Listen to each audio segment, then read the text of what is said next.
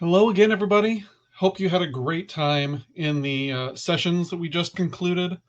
Coming up next is a dive into the history of the web with Brian Kardell and Chris Wilson. We've all been working on the web for a long time, but not all of us have been around for that long. So this should hopefully be a really informative and fun dive into just what our past was. Thank you.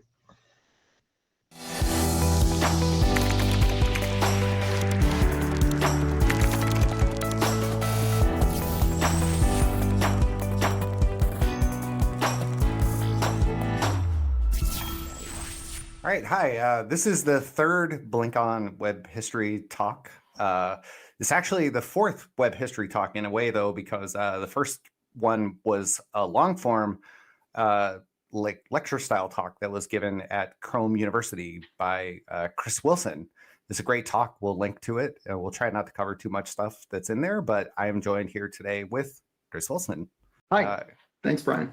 Chris, you've been involved with the web since like the very, very beginning. You worked on like the first popular web browser, Mosaic. Pretty much, yeah. I started working on the web in 1993. I was working at NCSA doing other projects. I was kind of the lead for the PC software. And we started working on NCSA Mosaic not that long after the X Windows version got started. I think probably a lot of people who are listening don't really know what NCSA is. Like, so can you give like a maybe 10 to 30 second answer to that? So NCSA stands for the National Center for Supercomputing Applications. And basically the University of Illinois through NCSA was one of the National Science Foundation, I forget what they were, like funded sites basically. And they had several supercomputers. And the group that I was in there, we were the software tools group. And our charter was basically to build tools that regular researchers, academic people and everything, they could use to access the power of the supercomputer from the desktops that they probably had, like PCs, Macs, X Windows workstations. So like the first thing I was hired to work on as an undergrad was Telnet for DOS, because like literally DOS didn't have a network package. It didn't have Telnet. It didn't have the terminal program built in. You had to go like buy it or get free software to do it. And that's what I worked on, was that free software. Yeah, this is like probably like, I have difficulty like imagining what it's like living in another timeline where I'm born like 10 years later or something like that, because it must be really hard to relate to, but like there was not really Windows. Not really. I mean, at that point we had like Windows 3.11 was the Windows for Workgroups was the current version. And I mean, the key here was like you still, even in Windows, until Windows 95, you did not have a TCP IP package built into Windows. So like, you know, the next project that I worked on, or one of the projects that I worked on before Mosaic, was Telnet for Windows. And we had to port the entire network package, like literally the device drivers for hardware network cards, in order to get it up and running. Like we didn't have a sockets library to build on. We wrote the sockets library. Lots, a very tiny percentage of American homes, and I think America was like way up on the curve compared to the rest of the world, had computers at all, right? Yes. And a shocking percentage of those, you know, like it's not shocking, but you wouldn't think about it. Like even though Windows was out, it's a very strong likelihood that even if you had a computer, it didn't have Windows, right? Or and didn't have a current version, or you didn't use it much. I mean, certainly you didn't game from within Windows. You probably didn't game on your desktop computer at all. But you know, Windows was like something that people were just starting to use. And how many of those people then also had a modem? Like that was an optional thing. Yes, it was pretty optional for quite a while. And then how many of those people could like figure out how to use a web browser? Like it was a pretty niche thing when it started out, right? Like you had to know a lot you had to fall into a relatively small niche to be an early person on the web. And you were at NCSA just sort of like right in the hub where you could Oh, I was absolutely in the right place at the right time. I mean, it was great to be there in kind of the middle of it all and see. I mean, I kind of grew into this whole network and internet and web at Yeah. the not at the very beginning of the internet, but at the very beginning inflection point where you started getting content and other people connected. And that was when it really started getting interesting. And so what's really interesting is at that time, like the network protocols were like, there were a lot of them that were competing, and like it wasn't even unique, some of the things that the web did, right? So in 1991, Sir Tim Berners-Lee released his, he wasn't a sir yet, released his browser on NextStep, which was a really cool operating system that most people don't know. But it like, his idea was in a lot of ways like very simple and lesser than many other things that already existed. Like it had a lot of challenges, right? Oh yeah. I mean, I think he made some interesting choices in the underlying syntax and things like that. But he made the source as easy to understand as possible, as human readable and writable as possible, and realized very early on that hyperlinking was really the biggest, most important piece to the whole puzzle of getting people hooked in. And he made the software so easy to build that you could easily run a web server, you could easily run a web browser, and he didn't try to envision this is the piece of software everyone will use to access this thing. He set it up so that other people could go build that software too. Could you tell me like how closely could you have predicted that the web would be the thing that it is today back then? Like, did you imagine? I don't think any of us really imagined what the web would be today. Like this is so many layers removed from that. I think we all had a strong belief that it was a super useful tool. Like it was going to be an absolute game changer, like not even a game changer, a completely different game from then on in computing, because it opened up all of this accessibility of content, of information. And I went into this in my talk a little bit, but it's impossible to really understand how different the world was before that. I mean, like, even if you could see the potential for it, what's interesting about it is that the web was like very much an underdog in this, right? Like it was very, like I say, niche and sort of academic, and it didn't really have like the big business bets behind it. It didn't have like Gopher was like in the library systems at this point, like pretty much like every library that I went to was like on that. But you also had like High Time. There was a lot of buzz around High Time. Like High Time was going to be the real thing. That had like Ted Nelson involved in it, and I think Goldfarb. There were SGML ISO standards at that point, and it just looked like a lot of things about the web seemed like academic and a little bit almost like a cute toy because of the simplicity. I think it's the interesting bit is there was also this massive watershed that happened as bandwidth became more and more available and easier to come by, and memory and computing power became easier and cheaper and more common to come by. I mean, I ran across something the other day that was an old ad for a computer, the Raytheon 704, that was released the year I was born.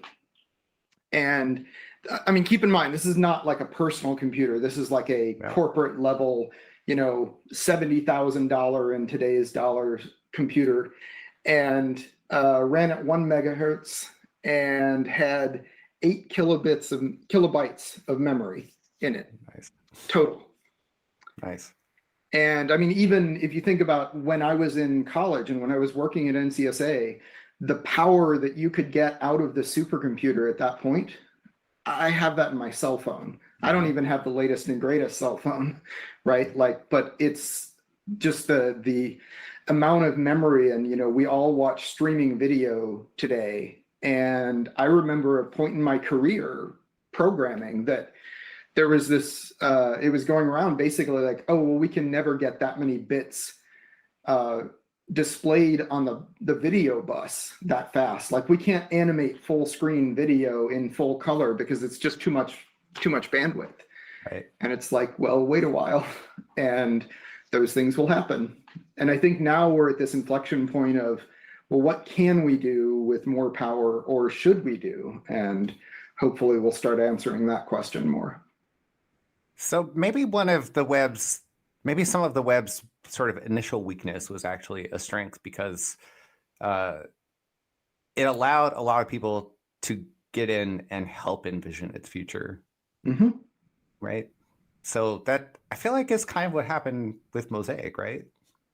Yeah, absolutely. I mean, to be clear, like the team working on Mosaic, we weren't the most seasoned software engineering superstars of the time. Like, we're largely college students, like a few grad students. Most of us had either just graduated or were still undergrads.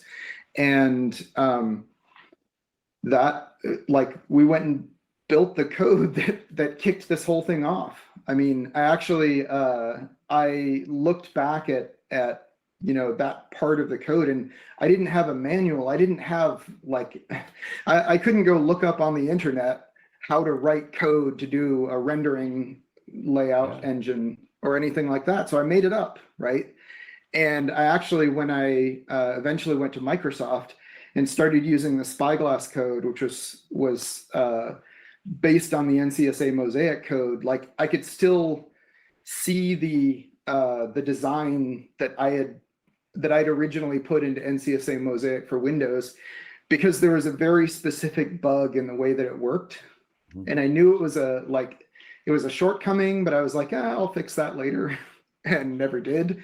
And you see how those effects happen over time. What's interesting is Mosaic was available on 3 operating systems, right? Mm-hmm. So they were not the same team, though.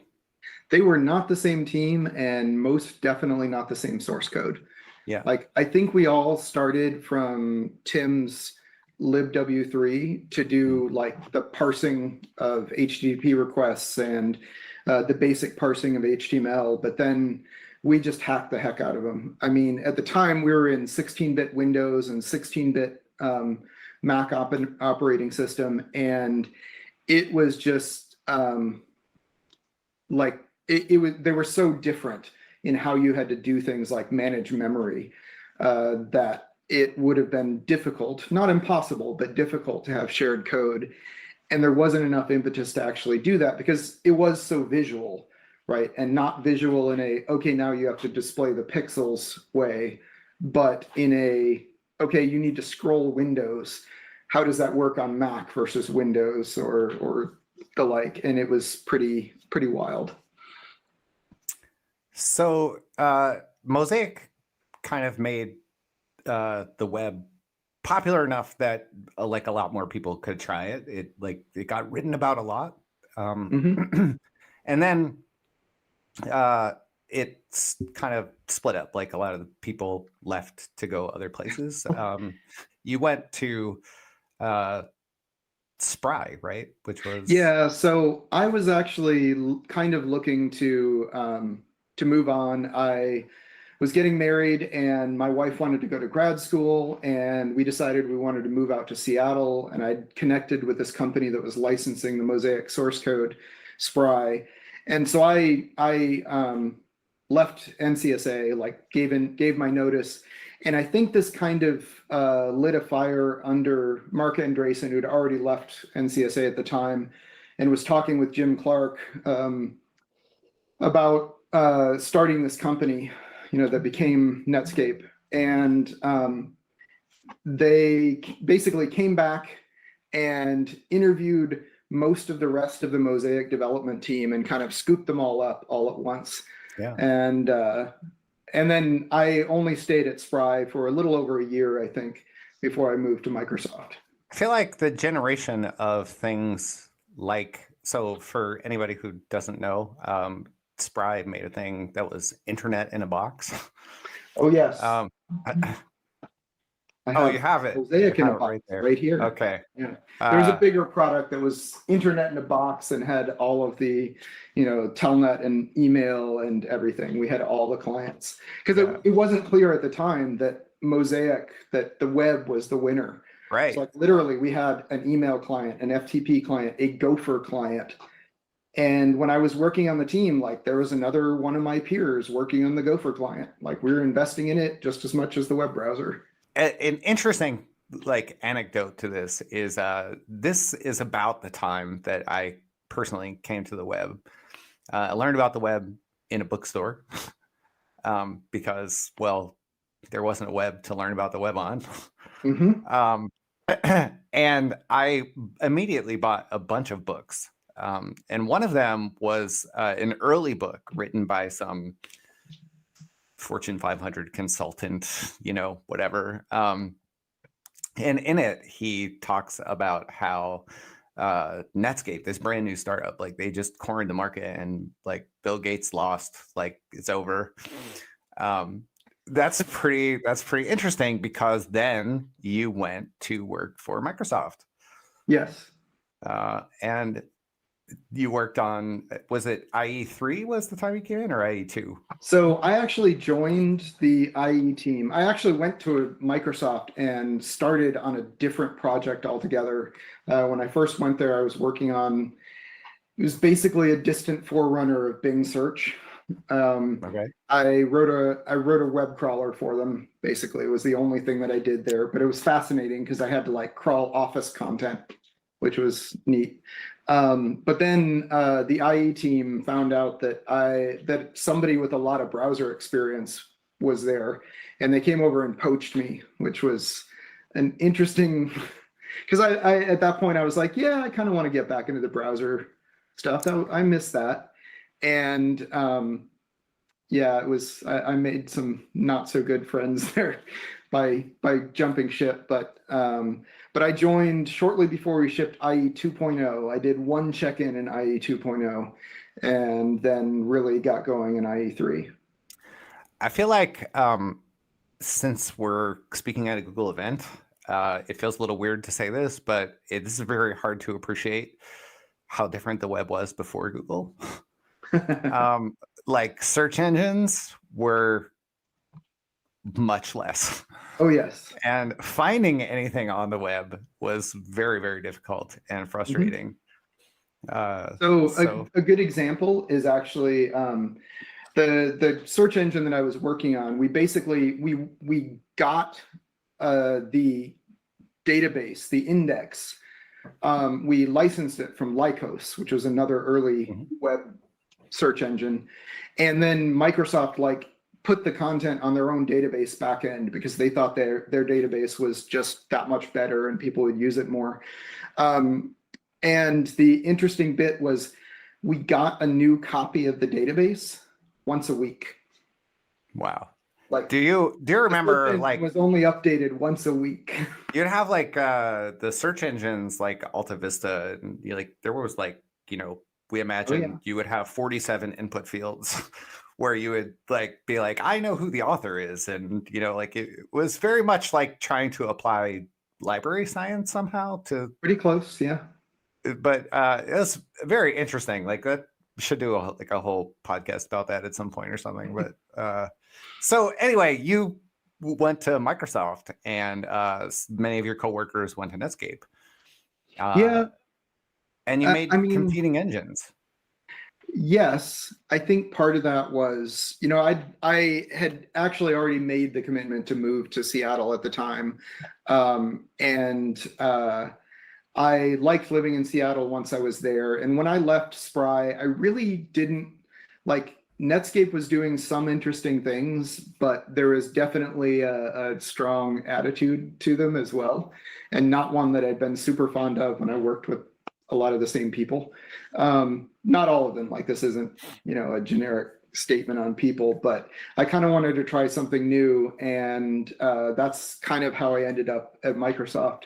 It was more, I was looking for a job and wanted to move on, and I think that it ended up being an interesting dichotomy because, like we were talking about this earlier, we were competing. Like our companies definitely were strongly competing, but the people who were working on this stuff, we were collaborating too. Like we were trying to build this platform together to some degree. And there was more positioning, I think, than there is today about, we would come up with some new feature and we would build it, and then we would ship it, and then we would propose it in a working group or something.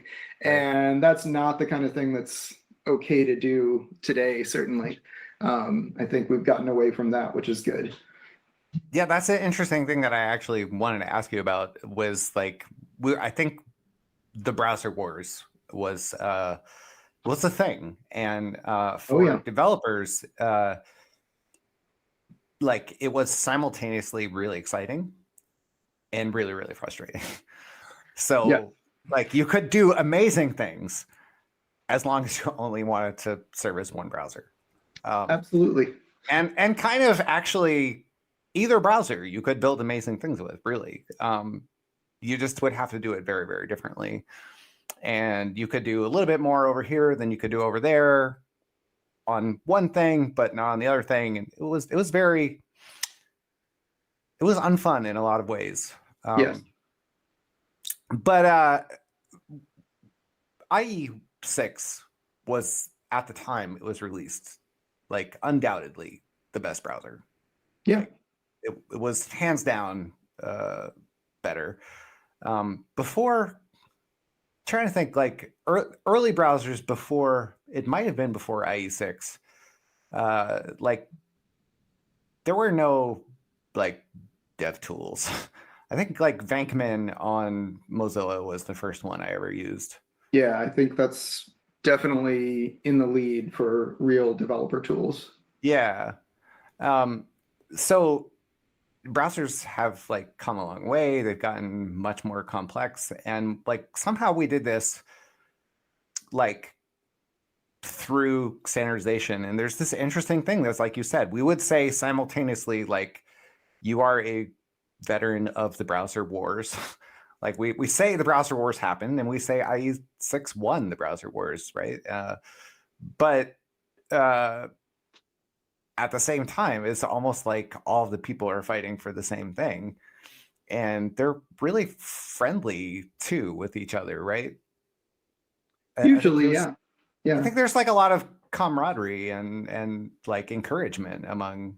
Absolutely. I mean, I think that the vast majority of people that I've worked with or worked in concert with from other companies, even when we're competitors, we largely want to see the web move forward, right? Like that's the shared goal. I mean, that's why I moved from Microsoft to Google, was because I felt like I could do more moving the web forward at Google than I could at Microsoft.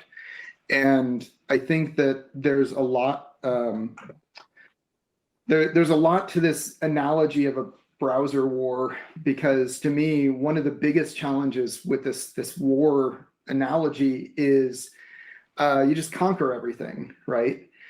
And the problem is really, and this is what happened with IE6, what do you do once you've conquered everything? And as I said, people are generally friendly and working toward the same things. I'm wondering, like, if like, are there things that we learned along the way that have helped us get better at avoiding the winner-loser scenarios? And to this point, I would ask, there's an interesting tradition in browsers that involves cakes. Yes. And I'm wondering if you could tell me a little bit about that. And maybe that's the answer, is we just send cakes. And yeah, just send cakes. Send cake, it can't go wrong.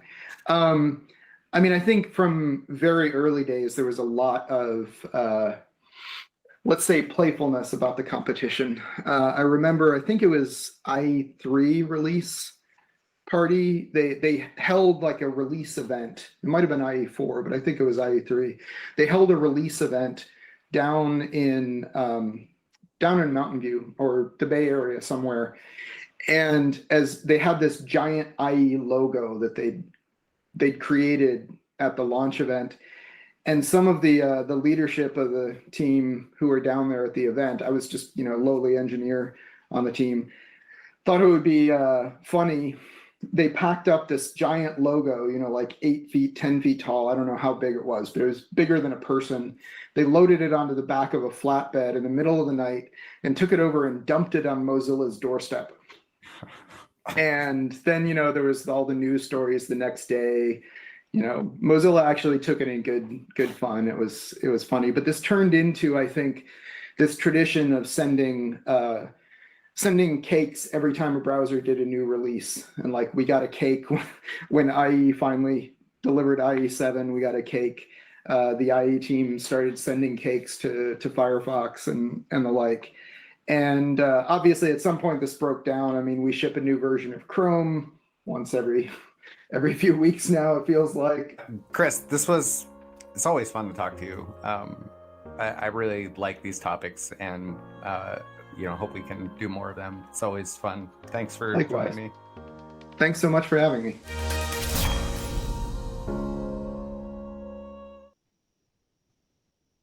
Thank you so much, Brian and Chris. And it will always blow my mind that Chris is not speaking in front of an auto-generated backdrop. That's just his home office. Coming up next, though, is a final address by our director, Ben Goodger. Hey, folks. I'm Ben Goodger, and I lead engineering, product, and developer relations for Web Platform at Google. I wanted to offer a special thanks for participating in BlinkOn. BlinkOn is an important moment for the community around Chromium and the web.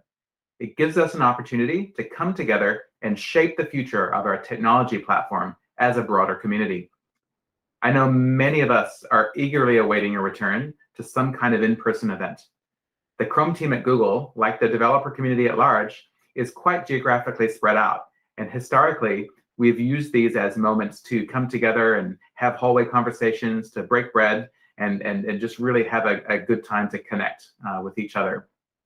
But these virtual events are great too, and hopefully give more people a chance to tune in. Anyway, wanted to also add, there's been some amazing progress on the web this year, and some of it we recently highlighted at the Chrome Dev Summit. It would not have been possible without the outstanding contributions of this community. And so I'm super excited to see what we can deliver to users and developers in 2022. Thanks for coming to BlinkOn. Thanks for participating. Thanks for making it an awesome event. I'll catch you next time. Bye. Thank you so much, Ben. And thank you, everybody, for attending and making BlinkOn 15 a success and a fun time. A few quick announcements before we set you all on your way. First off, in a couple minutes, we should be sending out the feedback surveys to your emails. Would love to hear what went great, what went bad, what thoughts you have on how this BlinkOn was executed because of our new tech platform. We'd like to smooth things over in the future if anything was wrong, or just see what went right so that we can tell them what we appreciated about what was going on. Plus, any presenters that you particularly liked, any particular topics you loved, let us know, and the presenters would love to hear that as well. The videos for this event and the slides and whatnot will be available on YouTube shortly on our Blink channel.